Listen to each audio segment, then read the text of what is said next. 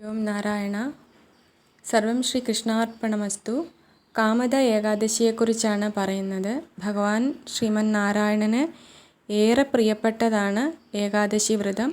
ഓരോ ഏകാദശിയും ഭഗവാന് നമ്മളിലേക്ക് അടുപ്പിക്കാൻ ഉതകുന്നതാണ്.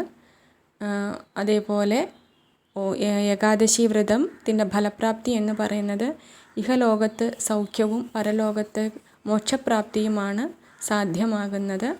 ഭഗവാന്റെ കൃപയും കടാക്ഷവും ഭഗവത് സാന്നിധ്യവും നമുക്ക് അനുഭവിച്ചറിയുവാനും ഏകാദശി വ്രതം നമ്മളെ സഹായിക്കും.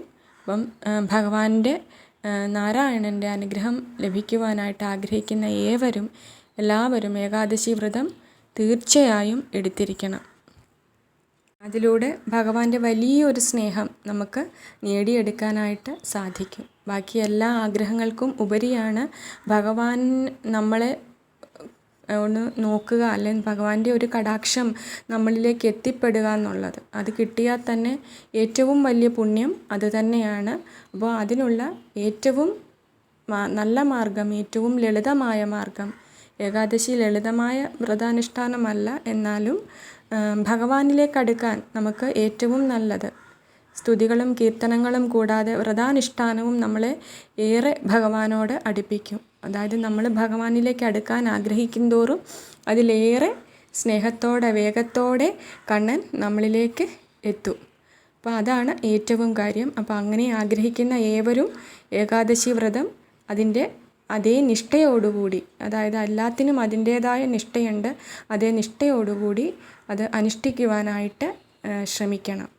അതിലൂടെ ഭഗവാന്റെ വലിയൊരു അനുഗ്രഹം ഏവർക്കും നേടിയെടുക്കുവാനായിട്ട് സാധിക്കും.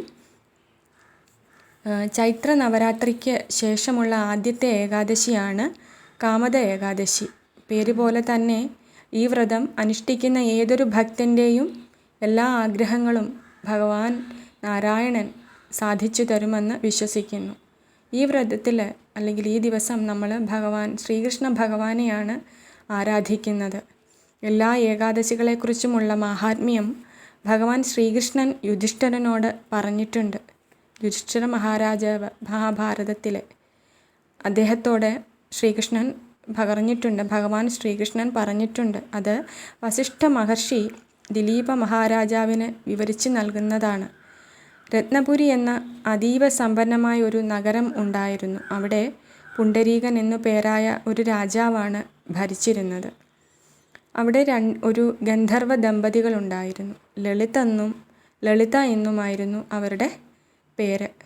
ലളിത് നന്നായി പാടുന്നയാളായിരുന്നു. ലളിത നർത്തകിയുമായിരുന്നു. അവർ പുണ്ടരീക രാജാവിൻ്റെ കൊട്ടാരത്തിലെ ഗായകനും നർത്തകിയും ആയിരുന്നു.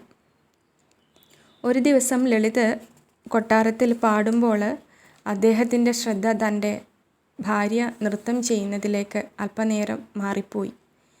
അങ്ങനെ അദ്ദേഹത്തിൻ്റെ താളം പിഴയ്ക്കുകയും ചെയ്തു. ഇത് അവിടെ ഉണ്ടായിരുന്ന ഒരാൾ രാജാവിൻ്റെ ശ്രദ്ധയിൽപ്പെടുത്തി. ലളിത് രാജാവിനേക്കാൾ പ്രാധാന്യം തൻ്റെ ഭാര്യയ്ക്ക് നൽകുന്നുവെന്ന് അയാൾ രാജാവിനെ ബോധിപ്പിച്ചു. ഇതിൽ കുപിതനായ രാജാവ് ലളിതിനെ ഒരു ഭീകര നരഭോജിയാകട്ടെ എന്ന് ശപിച്ചു. പിന്നീട് ഈ ഗന്ധർവ ദമ്പതികൾ കാടുകളിലൂടെ അലഞ്ഞു നടക്കുവാൻ വിധിക്കപ്പെട്ടവരായി തീർന്നു. ഭർത്താവ് ക്രൂരനും പാപിയുമായ നരഭോജി ആയതിൽ ലളിതയ്ക്ക് ഏറെ വിഷമമുണ്ടായിരുന്നു.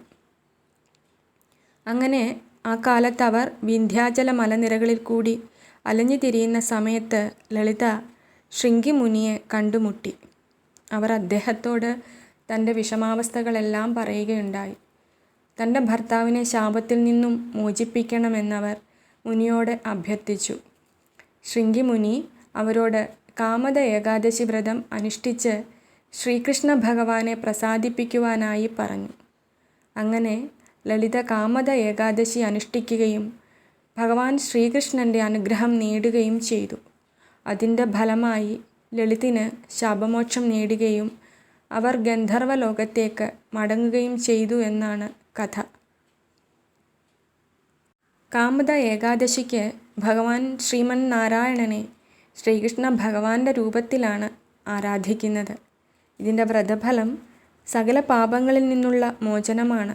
ബ്രഹ്മഹത്യാ പാപം പോലും ഇല്ലാതെയാകുന്നു എന്നാണ് പറയുന്നത്.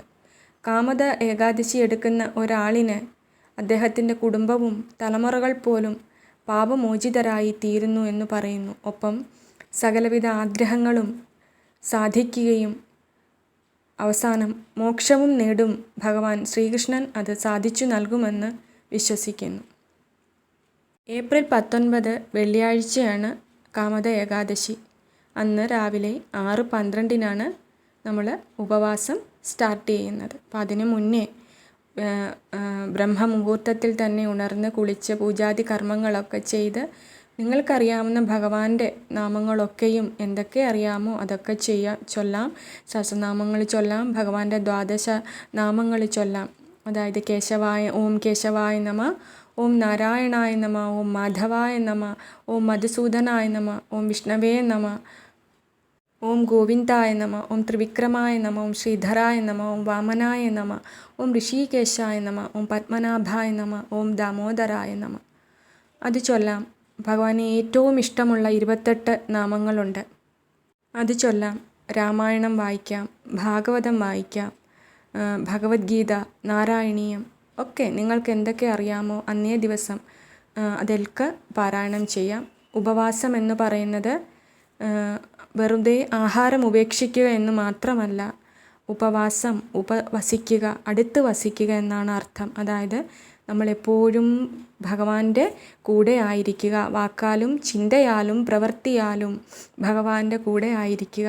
വാക്കുകളെന്ന് പറഞ്ഞാൽ കഴിവതും നമ്മൾ മറ്റുള്ള സംസാരങ്ങൾ ഒഴിവാക്കുക. കൂടുതൽ ഭഗവൻ നാമങ്ങൾ ഉരുവിട്ടുകൊണ്ടേ ഇരിക്കുക. നമ്മുടെ ചിന്തകൾ എപ്പോഴും ഭഗവാനെക്കുറിച്ച് മാത്രമായിരിക്കാനായിട്ട് ശ്രദ്ധിക്കുക. പിന്നെ നമ്മളുടെ പ്രവൃത്തികൾ ഒക്കെയും ഭഗവാൻ അന്ന് സമർപ്പിച്ച് ചെയ്യുക. എന്നും അങ്ങനെ തന്നെ ആവണം, പക്ഷെ അന്നും അങ്ങനെ തന്നെ എല്ലാ പ്രവൃത്തികളും ഭഗവാന് സമർപ്പിച്ച് ചെയ്യുക. നമ്മളുടെ വാക്കാലും ചിന്തയാലും പ്രവൃത്തിയാലും അന്ന് ഭഗവാനോടൊത്ത് ആയിരിക്കാനായിട്ട് ശ്രമിച്ചുകൊണ്ടേയിരിക്കുക. നമ്മൾ ചിലപ്പോൾ നമ്മുടെ മനസ്സ് മാറിപ്പോവും, ചിന്തകൾ മാറിപ്പോവും, ഒക്കെ ശരിയാണ്. പക്ഷേ കഴിവതും അന്നേ ദിവസം അങ്ങനെ തന്നെ ആയിരിക്കാൻ ശ്രമിക്കുക. മറ്റ് സംസാരങ്ങളൊക്കെ കൂടുതൽ ഒഴിവാക്കുക. കൂടുതൽ നേരവും ഭഗവാനോടൊത്തുള്ളതായിരിക്കാനായിട്ടുള്ള ശ്രമം ചെയ്തുകൊണ്ടേയിരിക്കുക. അതിനെയാണ് ഉപവാസം എന്ന് പറയുന്നത്. പിന്നെ പൂർണ്ണമായും ഉപവസിക്കുന്നവരുണ്ട്, ജലം പോലും ഉപേക്ഷിച്ച് നിർജ്ജലമായി എടുക്കുന്നവരുണ്ട്, തുളസി തീർത്ഥം മാത്രം സേവിച്ച് എടുക്കുന്നവരുണ്ട്. പിന്നെ മരുന്നുകളും മറ്റ് ആഹാരങ്ങൾ മരുന്നുകളും ഒക്കെ കഴിക്കുന്നവരുണ്ട്, അനാരോഗ്യമുള്ളവരുണ്ട്. അങ്ങനെയുള്ളവർക്ക് ഒരു നേരം ഫ്രൂട്ട്സ് ഒക്കെ കഴിക്കാം, പാലൊക്കെ കുടിക്കാം, അങ്ങനെയൊക്കെ. ധാന്യങ്ങൾ കഴിക്കാൻ പാടില്ല, പൂർണ്ണമായിട്ടും അത് ഒഴിവാക്കണം. തലേന്ന് ഒരു നേരം മാത്രമേ ധാന്യാഹാരം പാടുള്ളൂ, ബാക്കി 2 നേരം നമുക്ക് ഫ്രൂട്ട്സ് എന്തെങ്കിലും കഴിക്കാം. പിറ്റേ ദിവസം ദ്വാദശിക്കും അങ്ങനെ തന്നെയാകാനായിട്ട് ശ്രദ്ധിക്കണം. അതായത് അന്നും ഒരിക്കലായിരിക്കണം. ഏകാദശിക്ക് ഉപവാസവും തലേന്നും പിറ്റേന്നും ഒരിക്കലുമാണ്. ദശമിക്കും ദ്വാദശിക്കും ഒരിക്കൽ എടുക്കണം എന്നാണ് ഒക്കെ. അതായത് പൂർണ്ണമായും നമ്മൾ സസ്യാഹാരം മാത്രം കഴിക്കുക, അതായത് നോൺ വെജ് ഒന്നും കഴിക്കാൻ പാടില്ല തലേന്നും അതിന് പിറ്റേ ദിവസവും ഏകാദശിയുടെ. പിന്നെ ഒരു നേരം മാത്രമേ അരിയാഹാരം കഴിക്കാനായിട്ട് പാടുള്ളൂ. പിന്നെ അന്നേ ദിവസം ഭഗവാൻ ഒരു നെയ്ദീപം തെളിച്ച് വയ്ക്കുക. ഏകാദശിക്കും ദ്വാദശിക്കും തുളസിയുടെ ചുവട്ടിൽ ജലമർപ്പിച്ച് തുളസി ദേവിക്ക് 3 പ്രദക്ഷിണം വെക്കുന്നത്. അതേപോലെ അപ്പോൾ പ്രസീദ തുളസീ ദേവി പ്രസീദ ഹരിവല്ലഭേ ക്ഷീരോദ്മഥനോദ്ഭൂതേ തുളസിത്വം നമാമ്യഹം എന്ന ശ്ലോകം ചൊല്ലി തുളസി ദേവിക്ക് നെയ്ദീപം തെളിക്കുന്നതും നല്ലതാണ്. ഭഗവാനും ഒരു നെയ്ദീപം തെളിക്കുന്നത് അന്നേ ദിവസം നല്ലതാണ്. പിന്നെ നമുക്ക് ശക്തിക്ക് ഒത്തവണ്ണം എന്തെങ്കിലും ഒരു നിവേദ്യം ഭഗവാന് സമർപ്പിക്കുക. പിന്നെ വീട്ടിൽ നമ്മൾ വിളക്ക് വയ്ക്കുമ്പോൾ അത് സമർപ്പിക്കാം. പിന്നെ അമ്പലത്തിൽ പോവാം, ഭഗവാന്റെ അമ്പലത്തിൽ പോവാം. പിന്നെ അങ്ങനെയല്ല, നമ്മളെ കൊണ്ടാകുന്ന രീതിയിലൊക്കെയും ഭഗവാന് വേണ്ടി ചെയ്യാം. പിറ്റേന്ന് ദ്വാദശിക്ക്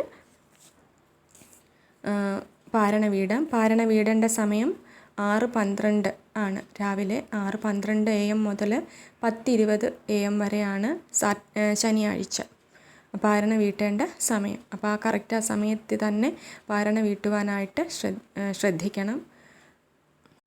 അപ്പോൾ പാരണ വീട്ടുമ്പോൾ നമ്മൾ ഇച്ചിരി തുളസി തീർത്ഥത്തിനുള്ളിൽ ഒരു നുള്ള അരി, അതായത് ഉണക്കലരി ഇട്ടിട്ട് അല്ല ഒരു നുള്ള മലരോ എന്തെങ്കിലും ഇട്ടിട്ട് അത് സേവിച്ചിട്ട് നമുക്ക് പാരണ വീട്ടാം. പാരണ വീട്ടുമ്പം ഭോക്ഷ്യേഹം പുണ്ടരീകാക്ഷ ശരണം മേ ഭവ അച്യുത എന്ന് ഭഗവാനോട് പറഞ്ഞിട്ട് പാരണ വീട്ടാം. അങ്ങനെ വ്രതം നമുക്ക് അവസാനിപ്പിക്കാം. അന്നും വ്രതശുദ്ധിയോടെ തന്നെ ഇരിക്കാം. പിന്നെ ആരോഗ്യസ്ഥിതി അനുവദിക്കാത്തവർക്ക് വെജിറ്റേറിയൻ ഫുഡ് കഴിക്കാം. അല്ലാത്തവരും അന്നും ഒരിക്കൽ തന്നെ എടുക്കുന്നതാണ് പൂർണ്ണ ഉത്തമമായിട്ടുള്ളത്. അപ്പോൾ അങ്ങനെ എടുക്കാം. അപ്പോൾ എല്ലാവരും ഏകാദശി വ്രതം എടുക്കുക. ഭഗവാന്റെ അനുഗ്രഹം എല്ലാവരിലും എത്തട്ടെ. എല്ലാവരും ഭഗവാന്റെ പൂർണ്ണ അനുഗ്രഹത്തോടെ നല്ല ഒരു ശുഭാപ്തി വിശ്വാസമുള്ളവരായിട്ട് ജീവിതത്തെ നേരിടുവാനായിട്ട് എല്ലാവർക്കും സാധിക്കട്ടെ. എല്ലാവരെയും ഭഗവാൻ ശ്രീകൃഷ്ണൻ അനുഗ്രഹിക്കട്ടെ. ഹരി ഓം. എല്ലാ മനസ്സുകളും പാലാഴിയാകട്ടെ. എല്ലാ ചിന്തകളിലും ഭഗവാൻ ശ്രീകൃഷ്ണൻ നീലത്താമരയായിട്ട് പൂർണ്ണചന്ദ്രനായിട്ട് വിടർന്നുല്ലസിക്കട്ടെ. വാസര സമയം എന്ന് പറയുന്നത് വെള്ളിയാഴ്ച ഉച്ചയ്ക്ക് 2:04 മുതൽ ശനിയാഴ്ച വെളുപ്പിന് 2:04 AM വരെയാണ് ഹരിവാസര സമയം. ഇത് ഏകാദശി വ്രതത്തിലെ ഏറ്റവും പ്രാധാന്യമേറിയ സമയമാണ്. ഭഗവാൻ മഹാവിഷ്ണുവിൻ്റെ സാന്നിധ്യം ഭൂമിയിൽ ഉള്ള സമയമാണ് ഹരിവാസര സമയം. ഈ സമയം അത്രയും ഭഗവാന്റെ നാമസ്മരണയോടുകൂടി ഇരിക്കുക എന്നുള്ളതാണ്. അതേപോലെ ജലപാനം പോലും ചെയ്യാതെ ഇരിക്കുന്നത് ഏറ്റവും ഉത്തമമാകുന്നുവെന്ന് പറയുന്നു. ഹരി ഓം.